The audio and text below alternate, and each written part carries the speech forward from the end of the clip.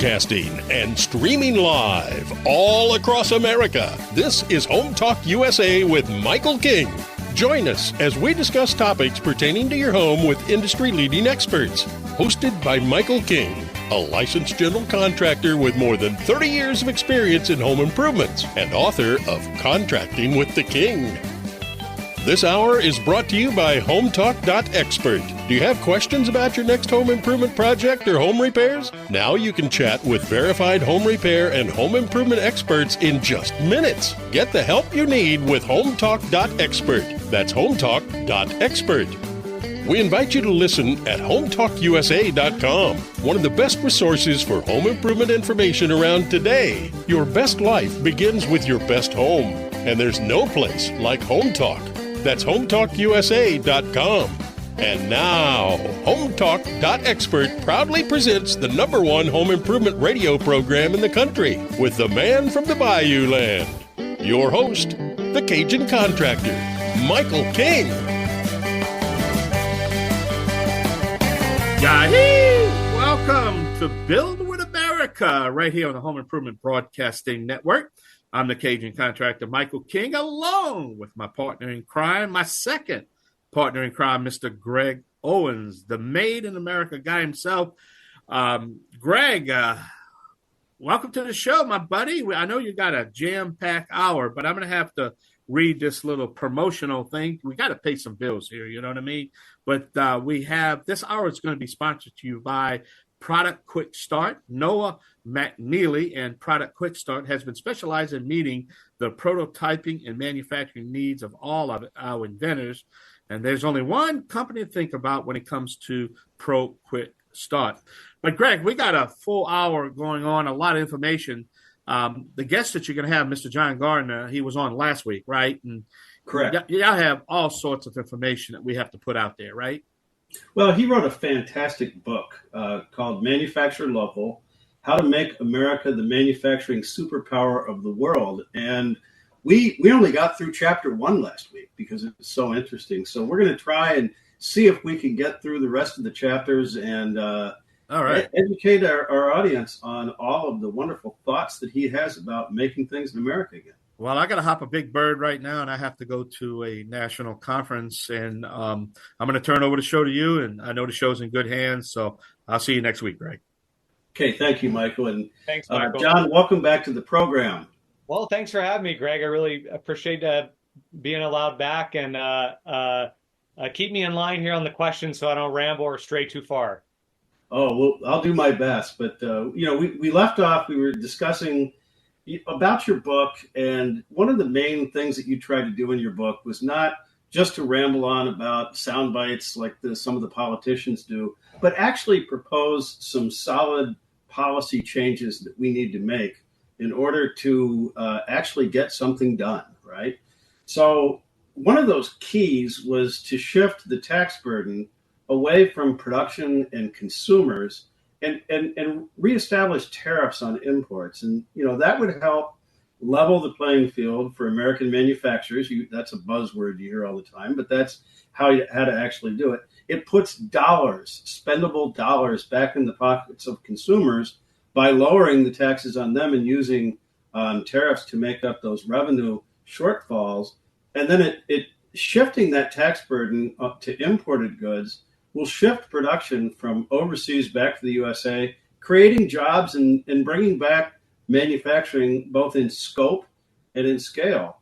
So the next chapter of your book, why make it in America? So talk to us a little bit about your concept of the circular economy. Yeah, I think one of the key points here is that America has the largest consumer base in the world. We consume more goods than anywhere else in the world. And we talk a lot about how we're a capitalist society. Yet in capitalism, if you have something of value, you charge a fee for it. You don't give it away for free.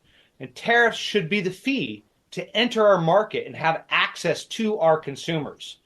And so we have bound ourselves. America has bound ourselves to tariff at the lowest rate in the world. In what is the World Trade Organization? We've bound ourselves. I think it's 3.4% to do that, where other nations have not obligating themselves to tariff at the lowest rate. And it's curious why we do that, because American manufacturers then have to pay so much more to produce a good. But back to the circular economy, when you spend $1 here in America and it's for a made in America company, that dollar then goes to pay a salary to an American employee, and the goods bought by that American employee with the dollar at the grocery store, hopefully made in America goods there, and that dollar stays within our ecosystem rather than leaving our country. There was an old ad that's actually in my book. It was for Made America toys, and it shows Uncle Sam with a bunch of kids sitting on his lap, and they say, let me find it because it's such a, I learned a lot from these old ads, but it says, buy American-made toys. See that your money is helping America grow. Buying foreign toys won't do it. That way your money goes overseas and it doesn't come back. By insisting on American-made toys, your money stays here, every bit of it to work for your own country and for you. And every dollar we send to Communist China allows Communist China to invest in more weapons to then try to attack Taiwan or attack America. We're helping invest in other countries with our dollar rather than investing in our own production capabilities, which serve our own consumer base, which is the largest consumer base in the world. Okay.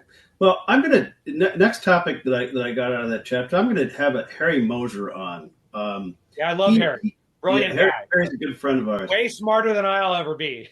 Well, he's going to do a deep dive into the topic of, the real cost of making things overseas, because a lot of people, particularly the young buyers, will take a look at the FOB, wherever it is, cost, and not understand not just the cost of getting it here, but the risks that your company is facing with IP theft and the supply chain issues that can really tarnish your brand from a customer service standpoint. Do you have anything to add to that in summary of what it really costs? I have a whole lot to add. I asked this a friend of mine I admire very much. He's a CEO of a very large manufacturing company. He's one of the best people I've ever met. I was talking to him about the true cost of offshoring, and he came up with this list that I put in my book, and he had so many things on it that I would have never thought of. The cost to have the cost of translators, the cost to travel overseas, the cost of time spent fixing supply chain issues and gaps in production, the cost of obviously IP theft, and specifically in Communist China, the cost of he went on and on and on. It's this whole list of, he calls it the cost of list, but not to mention, the IPs stolen from America has been called by the largest transfer of wealth in the history of civilization.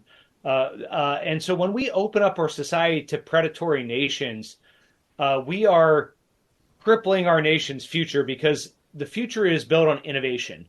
And when they take that innovation from us and use it for themselves, we lower ourselves intentionally. So we need to have some protections in place as far as tariffs, but also we need a bit more of a closed society. Everybody's always pushing against that. But warfare has gone from hard kinetic warfare to entropic warfare, which is like, information warfare, cyber warfare. There's so many different types of warfare in there. So we actually need to be a lot more guarded than we need. In World War II times, there wasn't cyber warfare. We didn't have to worry about that. So that is one of the cost ofs. The cost of national security is, to me, the one that is like the cost of that you can't come back from. I don't know if I'm making enough sense there, but of all the many costs that there are, the cost of national security when we offshore is the one that kills a country.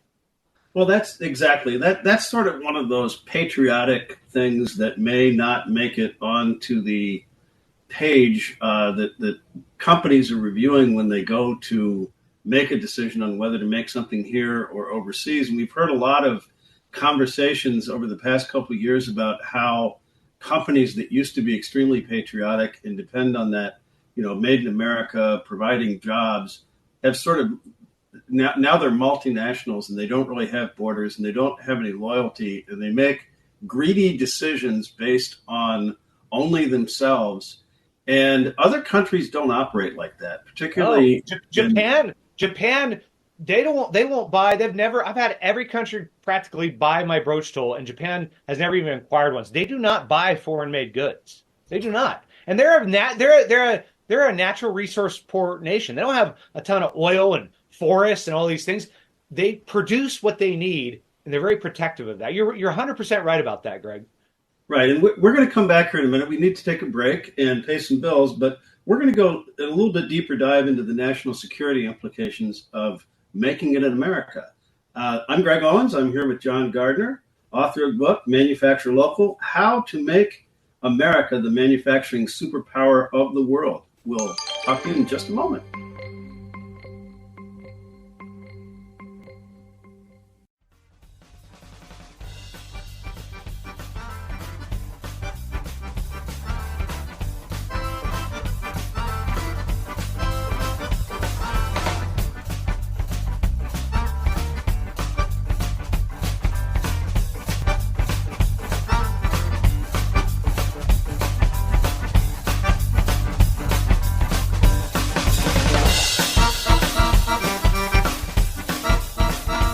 Welcome back, everybody, to the Made in America Hour. I'm Greg Owens. I'm here with John Gardner, author of the book, Manufacture Local, How to Make America the Manufacturing Superpower of the World.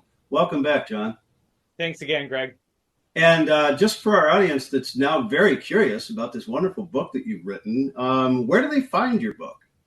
Amazon or Barnes & Noble's, Walmart. You can put it in the search bar, or bookshop.org is a good one for local people, but those are the big platforms.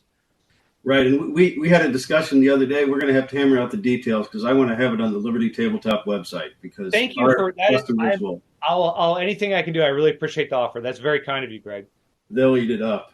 But anyway, industry is national security. We were just talking about that, and it's such a critical issue that people have sort of lost sight of the fact that as we lost our industrial base, we have really put our military into a conundrum because they can't make an F-18 without certain parts that we no longer make here. And that includes certain types of steel, titanium, other things that are needed to manufacture those parts. And as we learned during the pandemic, you don't have to make every part in an F-16 and cut that off in a time of war to be able to prevent the United States from making F-18s. You just need to do one thing like they did in automobiles, and that was if you can't put a chip in a car. It was unbelievable driving through Ohio, seeing the lots full of cars where they would take a chip out, they would drive the car into a lot, pop it out of there, bring it back over to the manufacturing facility, the auto assembly plant, and just run them in circles until they could get those chips in. So elaborate a little, talk to us a little bit more about your perspective on that. Well, I mean, I think it's so underrated how industry supports the military. And you have no military if you don't have industry. You don't have a military. You have a bunch of people that want to fight, but if they don't have goods, they don't have weapons, food, clothes, transportation, then you don't have a military. So industry is a prerequisite of any nation having a military, period. You can't replace having an industry in any way in a time of war because supply chain routes from other countries get cut off. Look how vulnerable the UK, Great Britain, and Soviet Union were during World War II. The U-boats in the Atlantic kept a lot of our Liberty ships. If our Liberty ships hadn't been sending millions of tons of goods to the UK, they would not have survived. And even that with the U-boats trying to stop them, the wolf packs from Nazi Germany. So that being said, I really had a wake-up call as to how sad our industrial base is, and the understanding and recognition. When the pandemic hit, I got a letter from the undersecretary. I'm sure it wasn't from him personally, but the Secretary of Defense office that said, "You're an essential supplier due to your work for the U.S. Naval Nuclear Propulsion Program. You are not allowed to close down." And I was great because my sales dropped about 60% when the pandemic was announced, and I was wondering, what am I going to do? Nobody knew how long this was going to go on.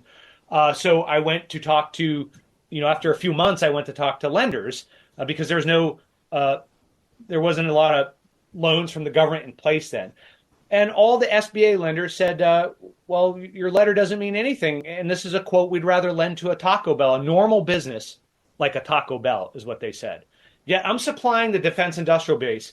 So one of the proposals in my book is that we have a specialty lending class for those who supply the defense industrial base. Because right now, a lot of those aren't even identified in a way. I've sold to every branch of the military and multiple, the U.S. Fleet Readiness Center in Jacksonville, Florida, the U.S. Surf Warfare Division, the U.S. Naval Nuclear, a bunch of different divisions. Yet I get zero help. If I went out of business, the U.S. military could care less. Yet when they want my product, they want my product. There's no support from them. So one of these days we're going to have to come back and talk about some of the specific things. There are programs in place, and history tends to repeat itself. Way back when, in the Revolutionary War, this is when the American military really started to understand that they couldn't be dependent on their adversary in times of need. That sort of repeated itself during World War II. And as a result of this, we have things like the Berry Amendment, which are designed to protect key industries. We have the Buy America and the Buy American Act. And that's a topic that we could spend a whole show on. But I want to move on to how to solve America's skilled labor shortage. So let's maybe finish up this segment talking a little bit about trade schools and how not only private industry and companies, but can also join with local and federal government, which would have to fund this to really rebuild our labor force, which over the course of the last 20 years, not a lot of people have gone into mechatronics, the trades. Not a lot of people have gone into industrial cost accounting and some of the other specialty professions that are required to have a strong industrial base. I think it's a tragedy that most kids come out of high school don't know the manufacturing industry exists and that you can make six figures within an industry in faster than maybe you can even get out of college. I think that opportunity needs to be presented to the kids of today. I think I'm a big fan of experience. Trade schools are good and they have their place, but no school, trade school, college engineering programs are going to have production. And production and experience in production is where, when things go wrong, is where you learn. Right. Okay, well, we have to take a short break here. We'll be right back with more from John Gardner. And see you soon.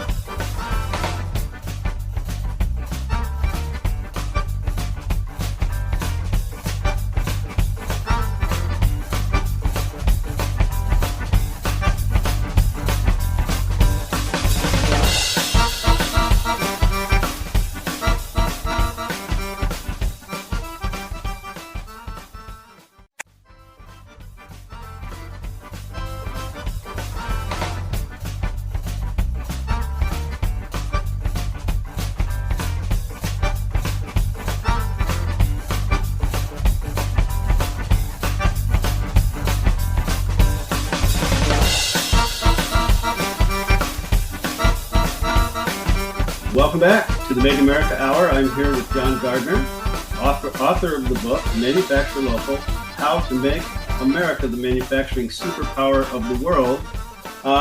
We were talking about the skilled labor shortage here in the United States and the lack of trained employees in mechatronics and all of the different areas that are required to have a strong industrial base.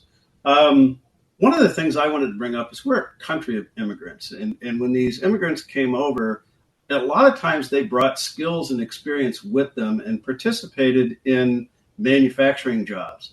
And not only that, but there's also the concept of you can automate to a certain extent, but you need some of those, and I really hate to call it unskilled laborers because they quickly become quite astute at what they're doing, but they're very necessary. The manual type thing that it's hard to find people who want to do that anymore. What role, if any, do you think immigration can play in helping us build back 5 million jobs that we've lost over the course of the last several decades? Well, I think the immigration of today is not the immigration of our great-grandfathers. The Industrial Revolution started in England and went to Europe, and then the immigrants that came from there when had less of a population had already had that, machining and factory skill set that they brought with them. That was already part of the culture over there. You look at what Andrew Carnegie's parents were immigrants when he came to Pittsburgh. A lot of the migrants from the Eastern Europe. It's funny, a lot of the most skilled people I know in the industry still have that kind of Stanislavska and the kind of like Eastern European last names with an SKI at the end, because their family's been in the industry so long, and they're kind of in the older school cities. They really have a heritage there. Today's immigrants are not that. They don't come from a manufacturing background or an industrialized society. Mostly, the countries they come from are generally not industrialized, and so I think for me, I'm visiting Ohio where I grew up, and I drive around my small town, and I think you could put 5 manufacturing plants here, and you still will not employ enough people that need jobs, good jobs that pay well. The workforce is already here. You drive around anywhere between Ohio and Pennsylvania, where I'm at right now visiting my family, and you'll find all the workforce that you need, especially in the small towns. Like my grandparents grew up in Arnold and New Kensington, about 20 minutes across the river from Pittsburgh. You'll find such poverty and the desire for a path. And that path is not there anymore because manufacturing jobs don't exist and they've been sent overseas. They just want a path. And most of them are working in service industries or low-paid warehouse jobs. So I don't think that the immigration of today is the immigration of yesterday. I don't think they're not coming from an industrialized society. And I think that we already have the people here that need employment. So why would you bus in more? That's my opinion. All right. Well, we have a lot of material to get through here, John. I know. So I'm going to move on quickly to the next topic, which is how to make trade policy work for manufacturing. And when we were sort of summarizing things from the book last week, you talked a little bit about companies being asked to make 10 or 20 parts versus 10,000 parts, and how that scale of manufacturing has moved overseas, which, and obviously anybody who knows anything about manufacturing knows to make one of something is very expensive. To make 1 million of something becomes exponentially cheaper. So talk a little bit about that scale and how trade policy, leveling the playing field, can help bring that volume business back to the United States, which makes American manufacturers more competitive. Yeah, there's the common line is, made in America goods are so expensive, but they don't see what's going on behind the curtains. Economy of scale is something that I think needs to be taught in schools along with compound interest. The power of compound interest is, in my opinion, equal to the power of economy of scale. An economy of scale means you can provide a lot cheaper per part item if you're making 100,000 pieces as opposed to if you're making 10 pieces. And because you buy more raw materials to start with. You have the incentive to automate things and buy robotic cells when you have that volume. And so trade policy can, first of all, a lot of trade policy isn't being enforced. We have some good laws and they're not being enforced in any way. But the biggest one that I think will help American manufacturers provide affordable goods to Americans at scale is tariffs. Because then companies will move back here to get around that tariff, and ultimately that'll lead to a lowering in price of American-made goods. Go ahead. Well, I can tell you firsthand. I mean, when we shifted from running the Oneida factory, which was making $230 million a year worth of product, and we had to take these machines that were set up in lean lines using the latest technology and manufacturing processes to do 10 to 50,000 piece runs. And we started out Liberty Tabletop making 50 to 300 piece runs. That was a huge headache for Matt Roberts. I mean, my goodness. by the time he got the machine set up, he was done with his run. So half the pieces that he made were setup pieces, and the other 50% was the cost. It's all one big blob of cost, right? Imagine if 0.01% were your setup pieces and the rest of it was cost, what that would do to your efficiencies, the setup times for setting up those different processes that went through. So we actually had to go back to batch manufacturing, which was in a way a step backwards, but necessary in order to produce things at the scale we needed to produce them at. And what that did to our costs was it made our costs rise significantly. Yeah. And I think I write about this in my book. My engineering manager used to work for a big company, and they got a clutch job to make clutches, hundreds and hundreds of thousands of clutches. And by the time they bought the robotic cells, designed the tooling and fixturing, bought the cutting tools, made prototypes, wrote the programs for every different cutting tool, automated it all. They had 2 years and millions of dollars in this product, and they got the job for 5 years, and then the job moved overseas and they lost it all. Now, if you had a 50% tariff in place, that's less likely to happen. So that's why these foreign countries are able to constantly undercut our own manufacturers, because they get the bigger batch jobs because the tariffs don't protect our own industries. And so I think that, there's significant other things that we can do on trade policy, specifically with like the de minimis law, and how that allows any item that's under $800 can be shipped from communist China or India, and it doesn't have to be declared. Well, what that means is you look around your house and how many items are under $800? Most of them are. And that means, foreign nationals can constantly undercut American-made goods. And the de minimis law was written because items of minimal value shipped to family members when people were traveling. I think this law was written in the 30s. And somehow it got perverted. The average de minimis rate, ours is $800. Any item under $800. The average, I think it's around $11. So the rest of the countries in the world, if you want to ship something in there, if it's over $11, you have to declare it, and it gets looked at customs. Us, $800. It doesn't make sense. We're opening up our borders in a way that no nation can continue to grow on.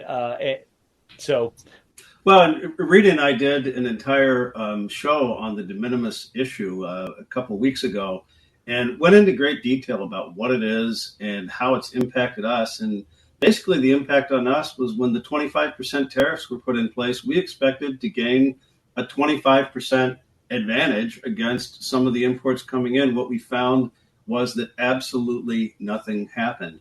And it's because the folks out there that are driving the import model, they're pretty smart. They figured out the workaround, and the workaround was de minimis, because I don't know what percentage of flatware orders are over $800, but I'm guessing it's pretty close to none. Pretty big. Yeah. Right. We're going to be coming back here shortly with our final segment and try and get to the end of your book, John. Hopefully everybody will buy it and do a deeper dive into this than we're able to in this hour. We will be right back after we pay a couple bills with the Made in America Hour with John Gardner.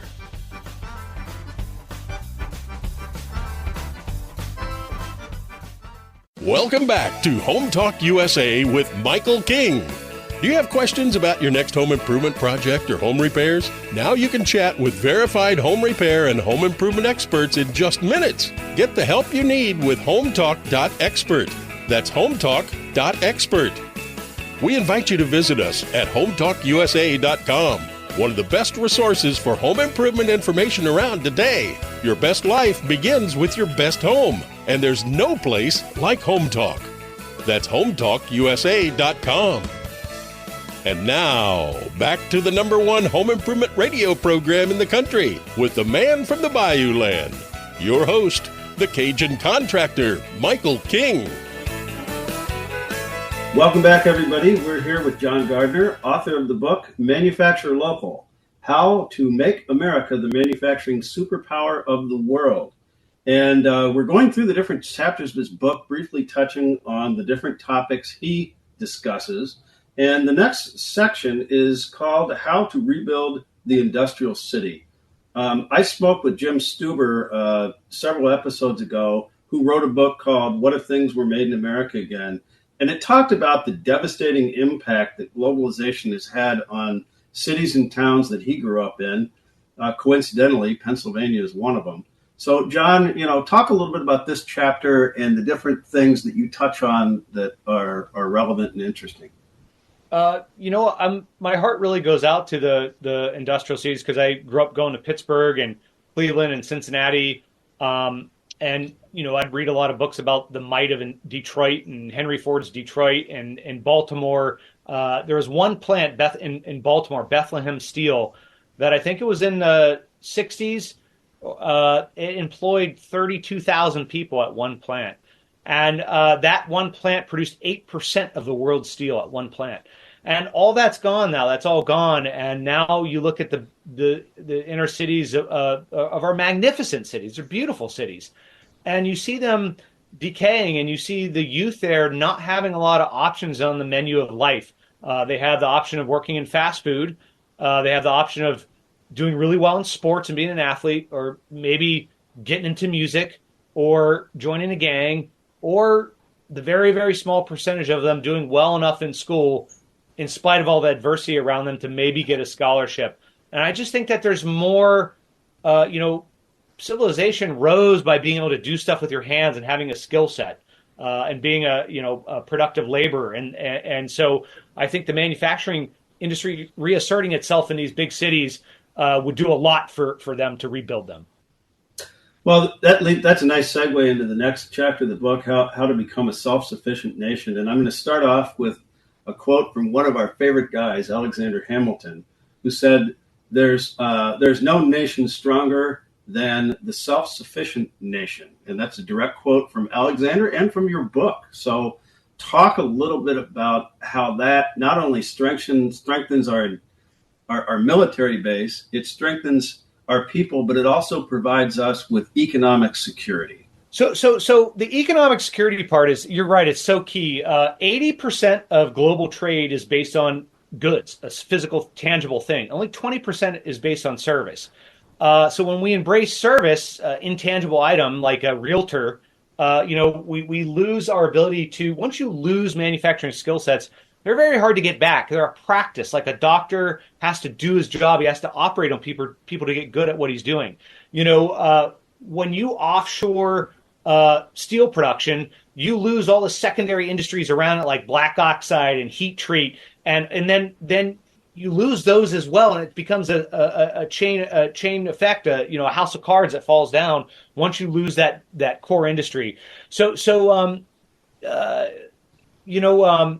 was your original question? I got off on another tangent there. Well, we were talking about being self-sufficient as a nation and how important it is to economic security it just makes sense economically. If 80% of the world trade is based on a manufactured good, we want to embrace that. And the Defense Department released a study very recently that said for every dollar invested in the manufacturing industry, $2.79 in economy is created, giving it the largest multiplying effect of any sector in the American economy. More than technology, more than anything else, and also creates 7 to 10 jobs that are reliant on that manufacturing job. So it has a massive multiplying effect for the economy, giving us economic security. Well, we're going to finish up here with one of my favorite topics. People think about Made in America as a movement, as, something that's patriotic. We built an entire brand around the Made in America brand. The last chapter of your book, you show a bunch of advertisements about how patriotic purchasing used to be a thing. And we need to make that a thing again, don't we? Well, first of all, to make it a thing, you have to give it value. You have to protect it. I think people who falsely advertise that they are made in America, and there could be, we need to all have, there's already these standards that exist, but there's a lot of people that falsely advertise and they buy it from China or somewhere else. That should be on par with counterfeiting, and people should go to jail for that. But I also think that there's many other ways to add value to that. The government should be able to certify you as they have certifications if you're in an LGBTQ business or a veterans business or a minority business. They have all these other certifications. They don't have a certification for a Made in America business that gives you value. And I think you should get better loans. I think you should get tax credits. I think that there should be a marketing, an incentive to market. You can tax credits for marketing that you are a made in America business. But I think that the government should have to come and check out your business and give you a certification for that. But I think it should be of immense value. Well, I can tell you right now that, had we developed the Liberty Tabletop brand and we couldn't put the Made in America, Made in USA label on that, our sales would be a fraction of what they are today. We just had a couple come in today from out of town, and we hear this all the time. Thank you for making it here in the United States. And to all maybe the inventors from Rita's Hour that stuck with us, that are out there listening, what an incredible marketing tool. And we need to take that message forward to the public beyond just an election cycle. We need to have that be a constant droning because the American consumer wants it. And if they're reminded of it and they're provided with the correct information, they'll act upon it. Americans want made American goods. It's just our government's not helping made America goods to get in their hands. I first started, I had an invention and I have a patent and for my cutting tool. And my dad invented it, but I patented and made a prototype. And I started off trying to make it overseas. And once I started working with the machine shops close to me, that's when I was able to build a company because my manufacturing was close to me. Thank you very much, John. Again, this is John Gardner, Manufacturer Local, How to Make America the Manufacturing Superpower of the World. John, thank you for being with us. And again, your book can be found on Amazon, Barnes & Nobles, Walmart, and bookshop.org. Okay.